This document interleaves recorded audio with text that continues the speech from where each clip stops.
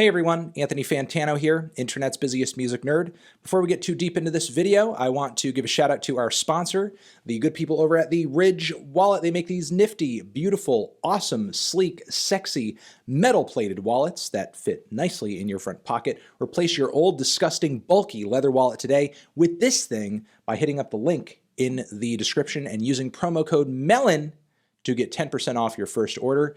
Let's get into the video. Bam! Hey everyone, Anthony Fantano here, Internet's busiest music nerd. Hope you're doing well. And I am going on a bit of a ramble here, a trip into my past, after I got a pretty cool suggestion from somebody in my live stream last night, saying after watching various videos where I have talked about music that I used to like but now I hate, or music from my adolescence that I've always hated, what about music from back in the day that I maybe used to dislike, but then slowly grew on me over time?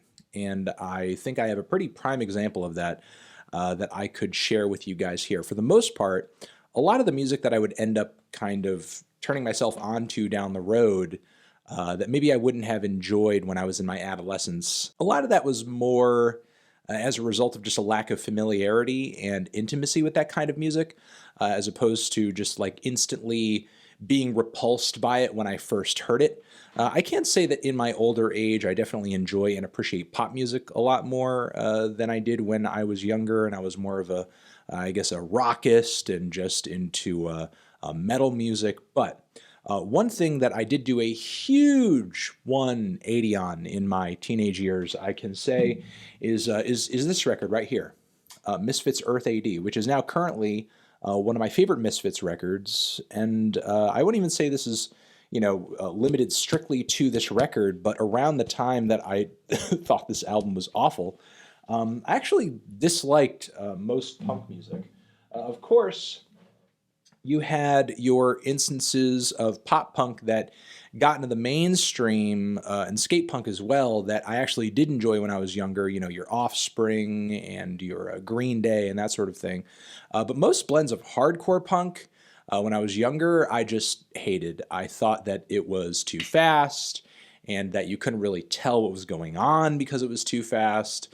A lot of the times, especially in the case of this particular Misfits album, recording kind of messy, kind of smudgy, didn't really see the point of it because around that time, a lot of what I enjoyed about metal music was how clean and crisp and punchy it was, how heavy the riffs were, how badass the attitude was, how macho it was, and that sort of shit. And not to say that the Misfits weren't macho in their own right, they definitely were. But this was a time where I think what I was looking for in the kind of music that I enjoyed, I just couldn't really get out of the Misfits. I didn't really appreciate their spooky, weird, creepy aesthetic. And again, I just thought it was too fast. It was too messy.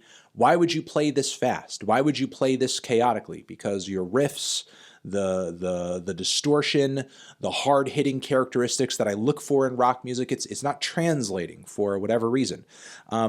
Being as young as I was at the time, there was also probably a certain level of angst that I was looking for in most of the music that I was listening to that you probably don't really get out of a Misfits recording, as a lot of their songs aren't all that deep emotionally or introspective or about societal ills or anything like that. A lot of what they just write songs about is just kind of creepy, weird, B-movie, Halloween type shit, you know what I mean? Not that I dove all that deeply into their lyrics around the time that I decided I hated their music anyway, but to listen to something that had such a smudgy and a messy recording, I just didn't get the point of it. I didn't see the appeal. And it wouldn't be until far down the road when a friend of mine turned me on to Dead Kennedys, and I also took it upon myself to listen to groups such as Minor Threat, who, yeah, hardcore punk bands, yeah, played with a lot of speed, but the musicianship was pretty high quality, and the recordings on a lot of the records from those groups are fantastic, like really freaking good.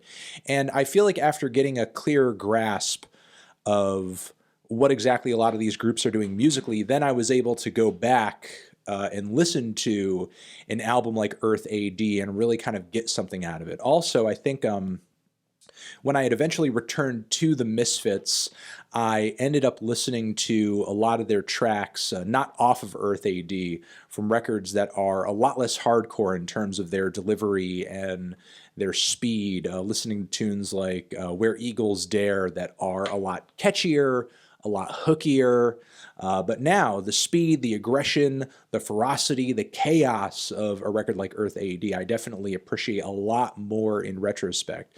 Again, it did take me a while to eventually come to this conclusion and truly see the appeal in punk music that wasn't hitting the mainstream and playing on the radio and that sort of thing. Around the time when I was younger, metal music just seemed so much more epic and dark and brooding and fantastical to me. You know, it just seemed like it had such a huge shot of aggression to it. And in the case of some groups like Black Sabbath and Iron Maiden, a lot of imagination to it too. But yeah, there were a lot of totally quality releases across the punk spectrum that I was completely writing off simply because I just didn't see the appeal in it at the time. And thankfully I had that come to Jesus moment where I realized how great punk music was, because a lot of the ethos of punk has influenced how I view music from really top to bottom, still to this day. Not just in terms of the literal musical compositional qualities of it, but also its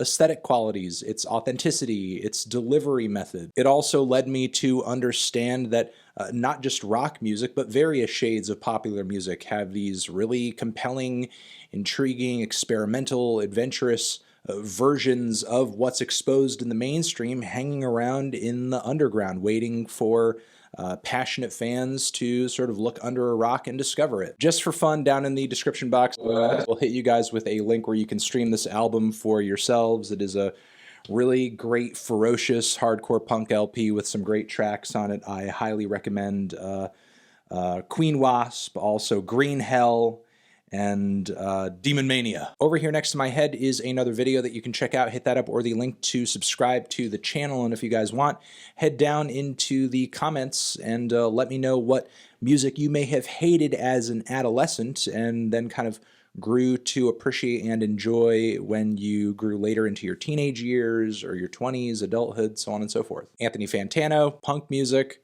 forever.